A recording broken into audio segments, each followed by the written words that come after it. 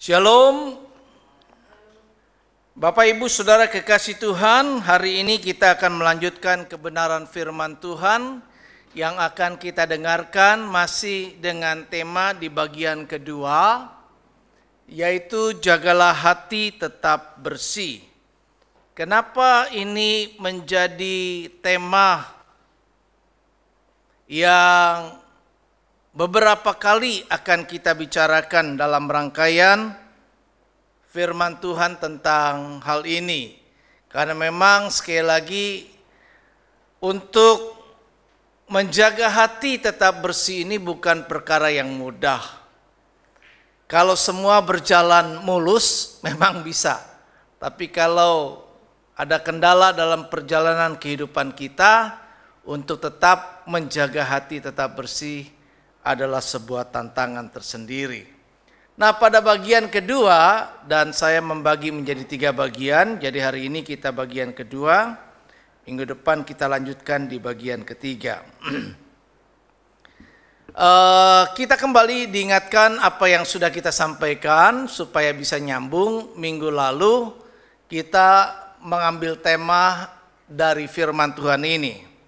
Amsal pasal 4 ayat yang ke-23 mengingatkan kepada kita, firman Allah kembali berkata, jagalah hatimu dengan segala kewaspadaan, karena dari situlah terpancar kehidupan.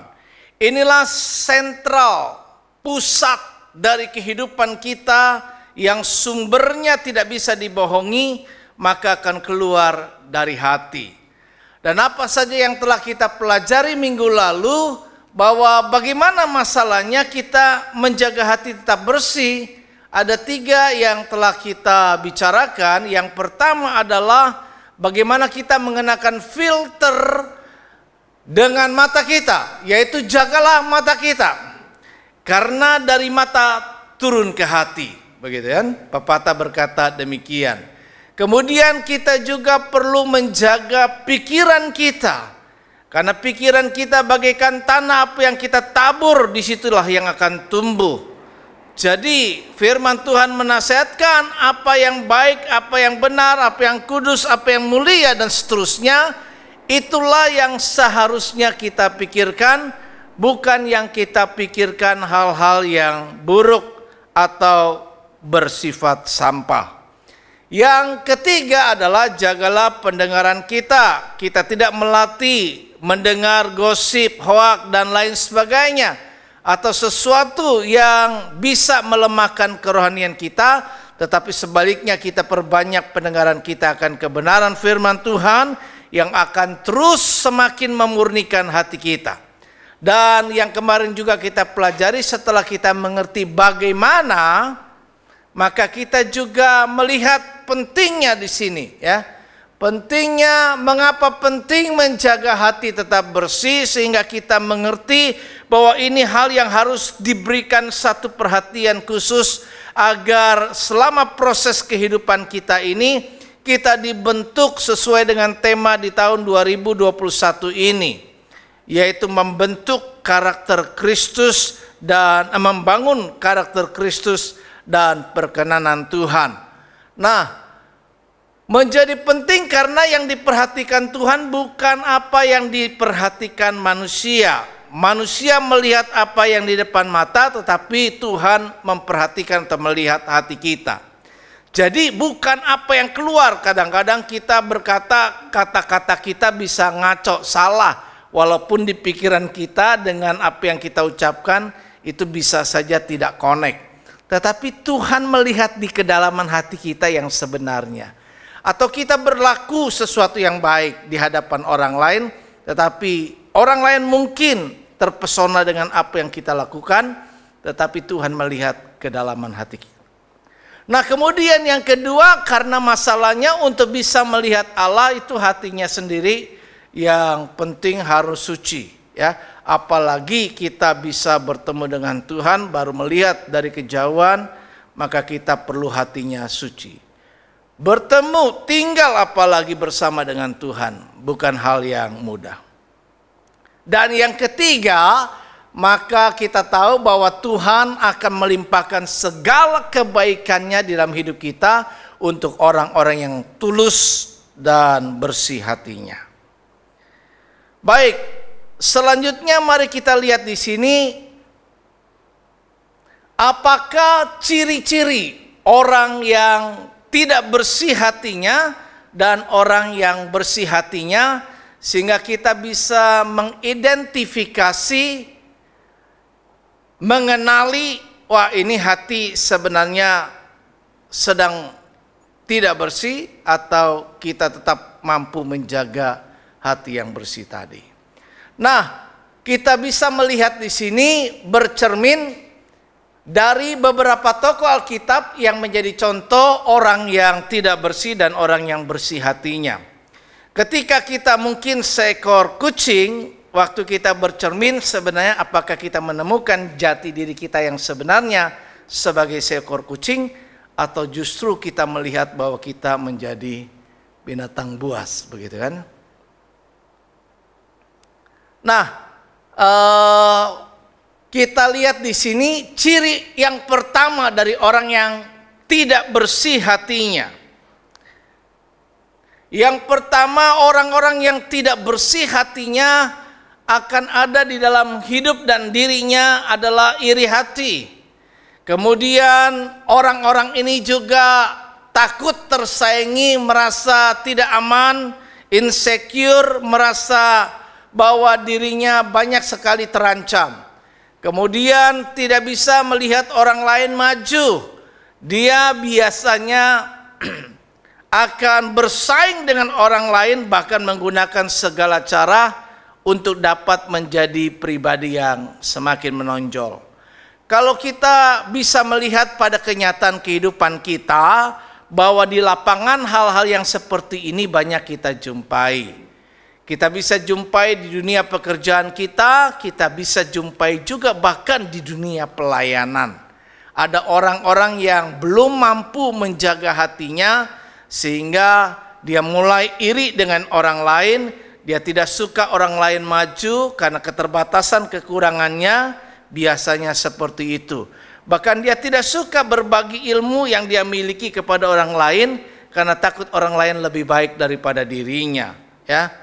Jadi orang-orang yang semacam ini yang sebenarnya hatinya belum bisa dijaga secara murni, secara tulus, secara bersih. Nah, contoh-contoh yang bisa kita lihat dari tokoh-tokoh Alkitab diantaranya adalah bagaimana kita lihat orang yang masih memiliki hati yang iri.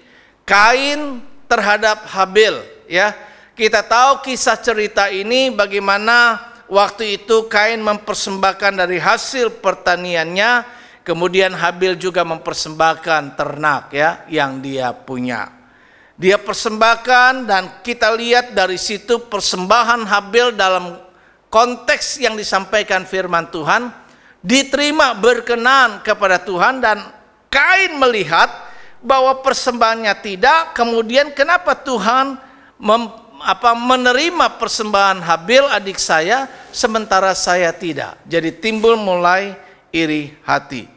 Dari iri hati ini kemudian menjadi sakit hati. Dari sakit hati ini kemudian timbul perencanaan-perencanaan yang jahat.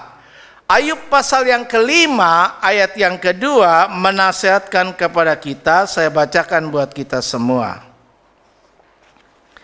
Ayub pasal 5 ayat yang kedua, firman Allah berkata begini. Sesungguhnya orang bodoh dibunuh oleh sakit hati, dan orang bebal dimatikan oleh iri hati. Orang bodoh dianggap sebagai orang yang bodoh kalau dia sakit hati. Lebih daripada itu, udah sadar orang bodoh ini menjadi lebih bebal karena semakin belajar tidak berubah juga, sampai dia kemudian timbul iri hati, dan dikatakan orang bebal pun kemudian dengan iri hatinya, kedua-duanya bodoh ataupun bebal, dia mati karena hal-hal yang seperti itu. Nah, Kita lihat apa yang bisa dicapai oleh Kain setelah ia melakukan perbuatan jahatnya kepada Habil. Apakah dia mencapai tujuannya dengan menghilangkan lawannya atau orang yang dibencinya? Ternyata tidak. Kita lihat garis keturunan daripada Kain mengalami hal yang tidak baik. Tetapi kita lihat garis keturunan dari Habil menikmati segala yang baik dari Tuhan. Jadi kita lihat bahwa iri hati bisa menyebabkan orang berbuat yang tidak berkenan, tetapi justru dari perbuatan itu maka dia menjadi orang yang paling bodoh di dunia ini. Contoh berikutnya kita bisa lihat orang yang takut tersaingi, nggak suka maju. Contohnya adalah Raja Saul. Waktu itu orang Israel berhadapan dengan bangsa Filistin. Semua penuh ketakutan. Tapi ada tokoh yang tidak diperhitungkan yang bernama Daud, dengan keberanian langkah imannya dia menghadapi musuhnya.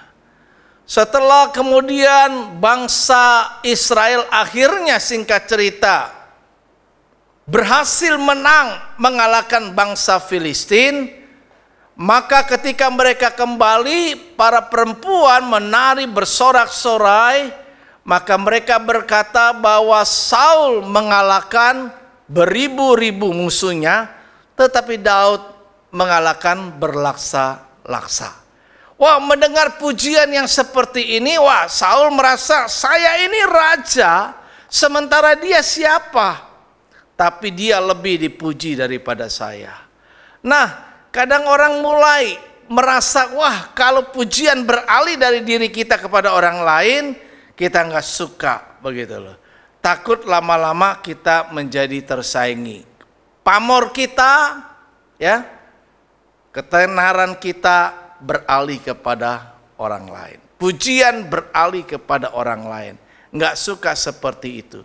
Akhirnya Saul terlibat dalam perencanaan jahat ingin membunuh Daud.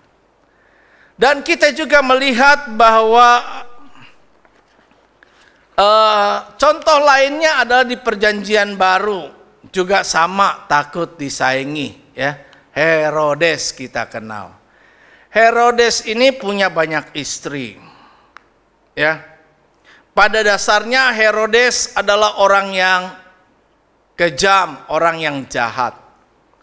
Satu ketika dia mendengar ada satu berita yang sebenarnya kebenarannya itu masih dipertanyakan, bahwa istrinya Mariamne dan kedua anaknya Aristobulus dan Alexander berencana untuk membunuh dirinya untuk mengambil alih tahta kekuasaan daripada Herodes ini. Nah, mendengar berita seperti ini, dia panas hati, kemudian dengan kekuasaan yang dimiliki, tega-teganya Herodes itu membunuh istrinya sendiri dan juga kedua anak kandungnya. Bahkan nggak cukup sampai di situ, ketika ada berita juga selentingan walaupun itu adalah hoax, maka dia sudah mulai bertindak atas anaknya yang lain dari istri yang lainnya, Antipatar. Maka dia juga bunuh anaknya, anak kandungnya sendiri. Jadi kalau kita lihat di sini, kadang persaingan itu bisa membuat orang menghalalkan segala caranya.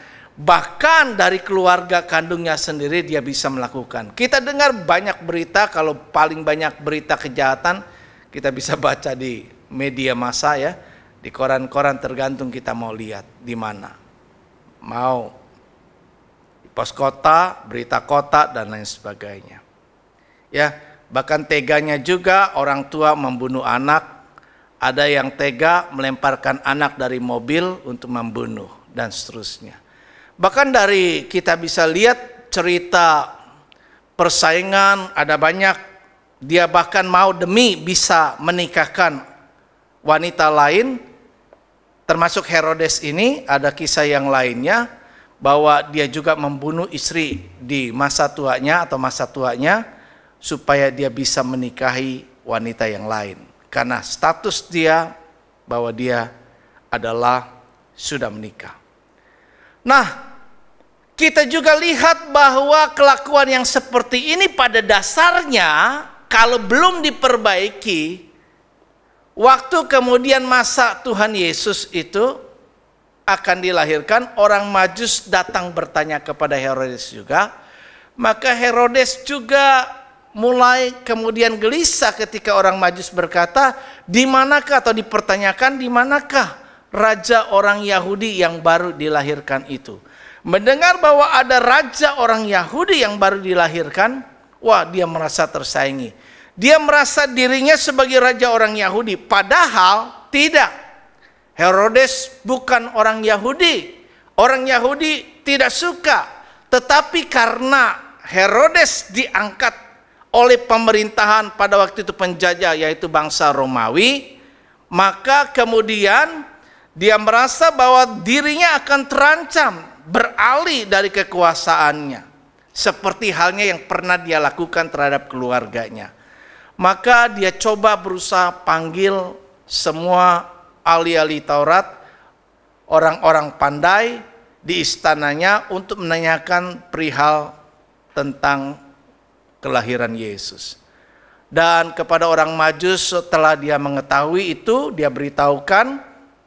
Tetapi kembali lagi, orang yang punya hati tidak bersih mengatakan kepada orang Majus bahwa kamu selidiki ini informasi kisi-kisinya, kemudian kalau kamu sudah ketemu kasih tahu saya supaya saya pun juga bisa menyembahnya.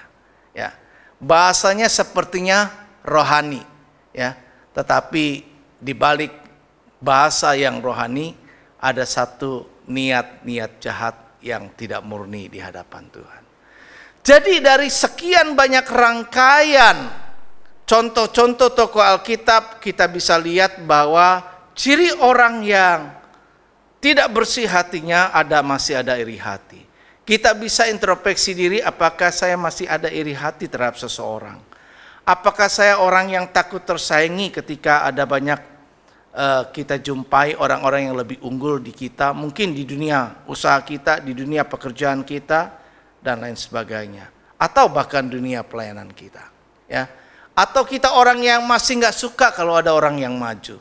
Nah, kalau demikian berarti kita masih belum bersih, belum murni hati kita, belum tulus. Nah, yang harus kita contoh seharusnya seperti Abraham. Abraham membina keponakannya Lot.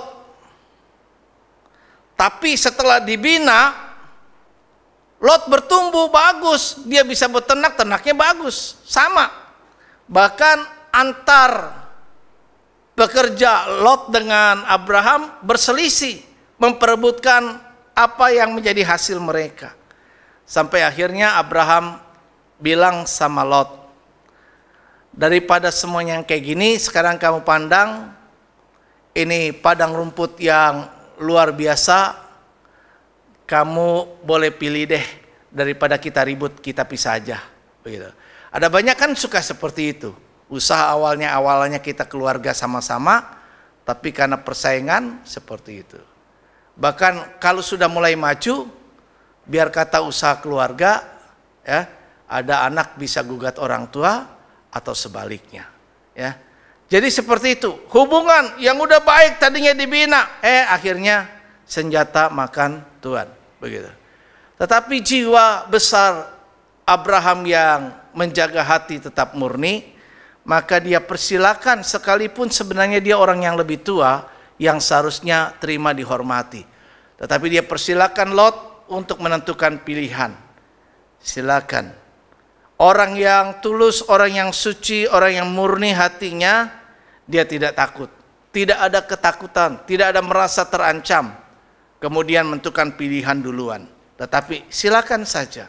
Karena dia yakin bahwa Tuhan ada di pihak dia, Tuhan tetap menyertainya.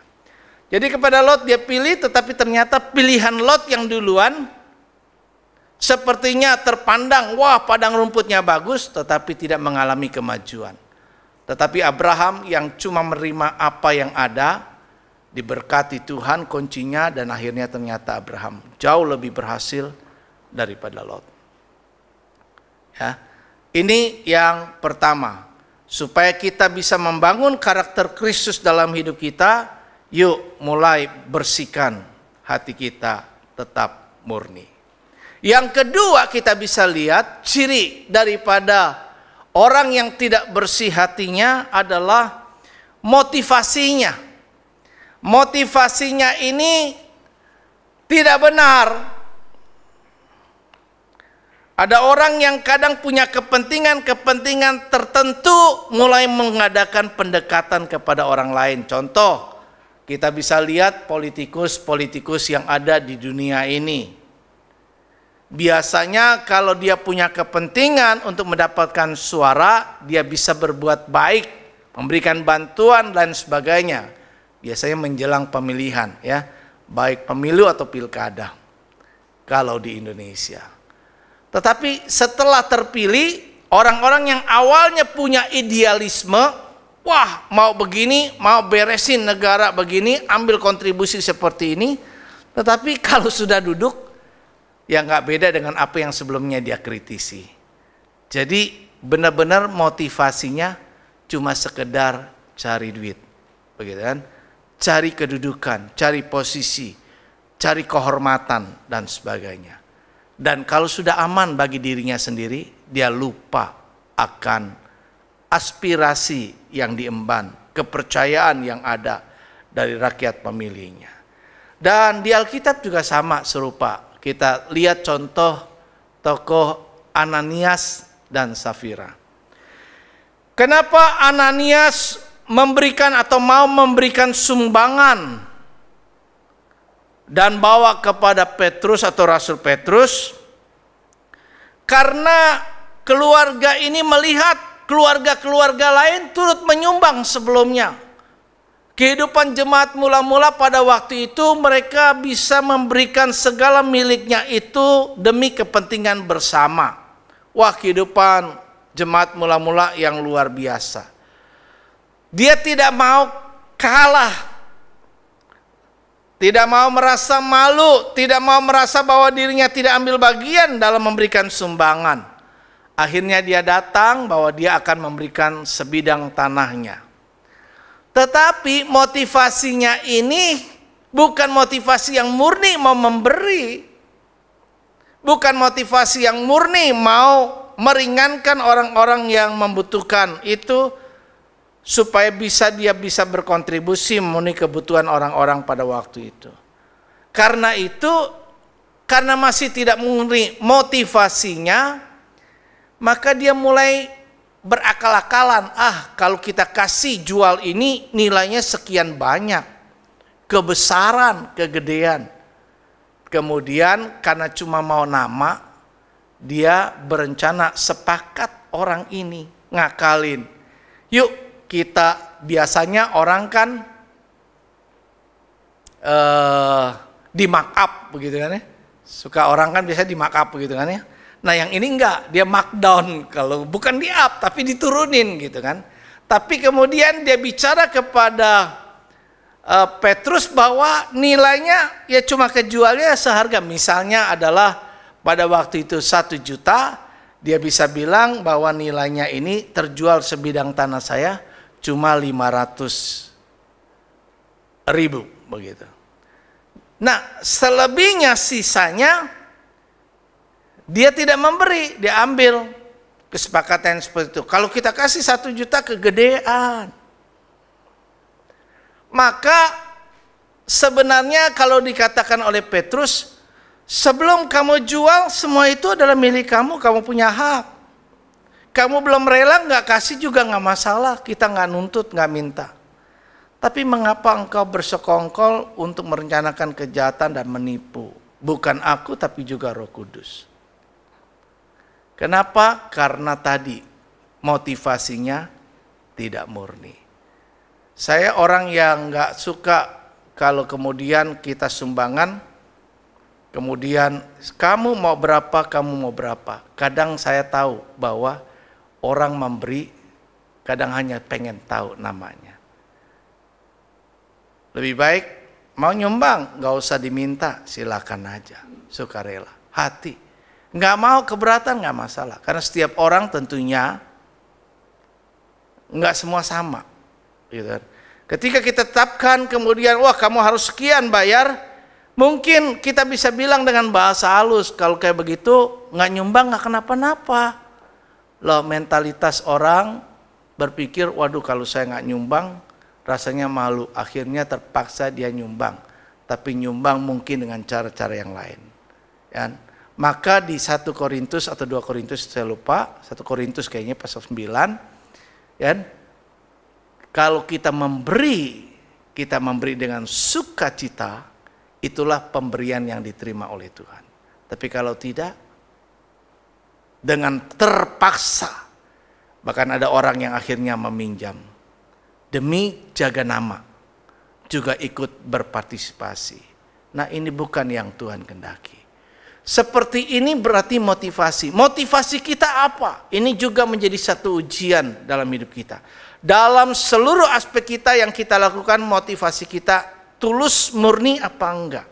Waktu kita menjabat sesuatu, motivasi kita apa? Murni apa tidak? Waktu kepercayaan diberikan kepada kita, kita terima itu dengan maksud apa? Murni tidak? Kalau murni, pasti Tuhan akan tolong. Tapi kalau tidak, motivasi kita, maka akan kelihatan buah-buahnya. Ya, oke. Kemudian slide terakhir saya adalah setelah kita tahu ciri-ciri orang yang tidak murni hatinya, maka mari kita lihat orang-orang yang murni hatinya itu seperti apa. Ada 2 ciri orang yang bersih hatinya itu. Yang pertama, dia tulus, jujur, berintegritas, ya, tidak ada satu niat-niat jahat di dalam hatinya. Kita bisa lihat di sini beberapa contoh yang bisa dilihat orang-orang yang jujur, orang yang tulus, murni, tidak ada niat jahat. Salah satu contoh yang saya tampilkan adalah Yusuf si tukang kayu, Yusuf yang tunangan Maria, Yusuf yang secara lahiriah sebagai ayah daripada Yesus. Dia jujur, dia tulus.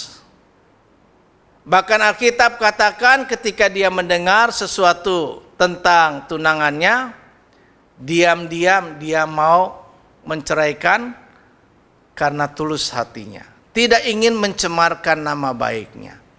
Dan yang terakhir kita bisa lihat bahwa tidak suka balas dendam dan tidak suka mencemarkan nama baik orang.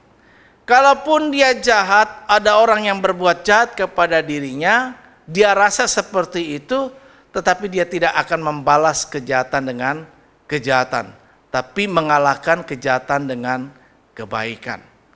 Itu pribadi Yusuf, ya. Kita lihat di sini Maria pada waktu itu kisahnya pernah 3 bulan pergi ke pegunungan Yudea. Dan waktu dia balik dari situ ternyata sudah hamil. Waktu itu Yusuf tidak menyertai Maria. Nah, pada waktu dia pulang tiba-tiba hamil, logika aja kalau kita pikir sebagai tunangan. Wah, siapa ini? Dia berbuat apa nih di sana selama tidak ada saya? Kenapa tiba-tiba nongol kemudian dia sudah hamil? Begitu. Maka dia mulai rencana dengan tulus tadi, tidak pengen balas dendam. Walaupun sebenarnya bisa aja pada waktu itu kalau dia merasa disakiti dengan tunangannya itu, dia bisa lapor ke mahkamah agama. Wah, ini tunangan saya nyeleweng, berzina, nggak mungkin kan? Karena pada waktu itu nggak ada logikanya. Kita hanya bisa menerima sekarang kenyataannya bahwa Maria itu bukan hamil karena berzina, tetapi karena dikandung Roh Kudus. Itu sudah dicatat.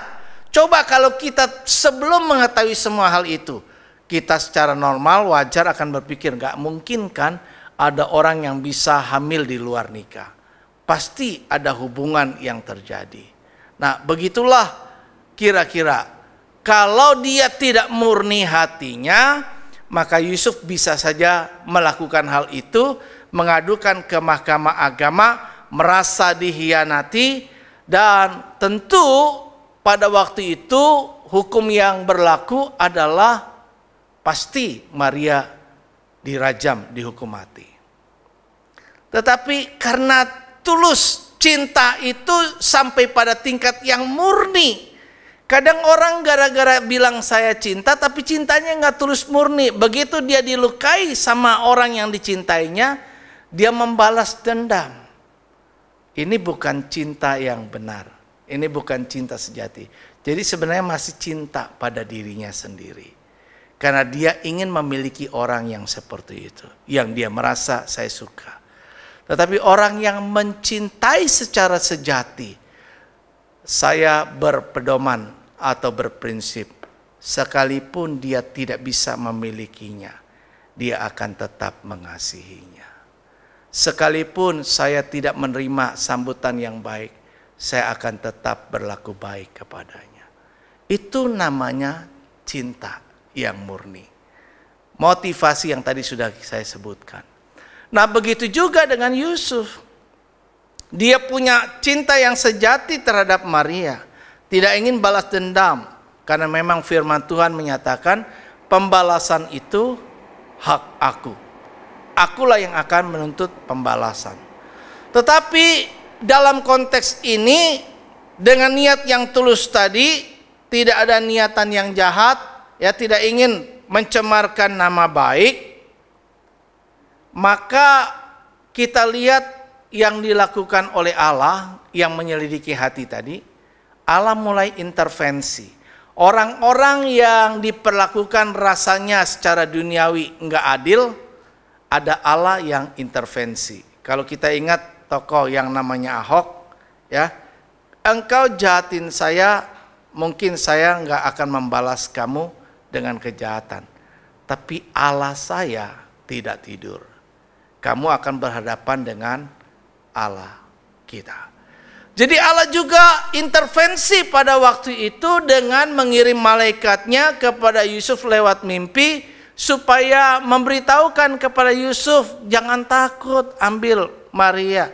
Dia bukan nyeleweng, dia bukan melakukan tindakan-tindakan yang tidak senonoh. Dia bukan orang yang mengkhianati engkau. Dia melakukan itu, dia kandungannya itu karena ada Roh Kudus yang di dalamnya. Nggak ngerti, nggak apa, orang yang tulus tetap aja ikut. Kalau enggak, berbantah-bantah. Bagaimana mungkin? Nggak masuk akal. Jadi kadang kebenaran firman Tuhan dikaji dengan akal sehat kita. Nggak masuk memang. Ya, kalau Yusuf berpikir seperti itu, mungkin dia bisa nggak percaya akan apa yang disampaikan oleh malaikat itu. Karena nggak masuk logikanya, bagaimana bisa orang mengandung dengan Roh Kudus dan seterusnya. Ya, tetapi memang dasarnya tulus, dasarnya orang bersih hatinya, ya, gampang dibentuk oleh Tuhan. Ketika Allah berbicara melalui malaikatnya, dia percaya. Dan dalam proses selanjutnya nggak mudah kan? Kita lihat waktu itu saya bicara tentang Natal keluarga Yusuf. Ya, sampai akhirnya dia harus menyingkir ke Mesir, ya, diancam anaknya dengan pembantaian yang dilakukan oleh Raja Herodes. Nah, jadi kita lihat di sini bahwa pentingnya bagi kita seperti di khotbah saya di awal untuk menjaga hati, karena disinilah kunci bagaimana kita diberkati Tuhan. Bagaimana intervensi Allah dalam kehidupan kita akan berlaku ketika kita tetap menjaga hati kita tetap bersih. Dan ciri-cirinya tadi adalah jelas, tulus, jujur, berintegritas. Sebagai penutup saya sampaikan bahwa Cina adalah bangsa yang besar, yang sudah berabad-abad ada. Pada waktu itu Cina membangun tembok yang besar, kita sebut dengan tembok Cina. Kan? Luar biasa panjang dan kokohnya tembok itu. Dalam 100 tahun setelah tembok itu dibangun, Cina terlibat dalam 3 peperangan besar. Dan untuk bisa mengalahkan Cina dengan tembok Cina yang kokoh itu, kalau dengan peperangan biasa nggak akan bisa, nggak akan tembus. Tetapi musuhnya itu bisa masuk menerobos Cina, bukan lompat merubuhkan tembok, tetapi dengan menyogok penjaganya.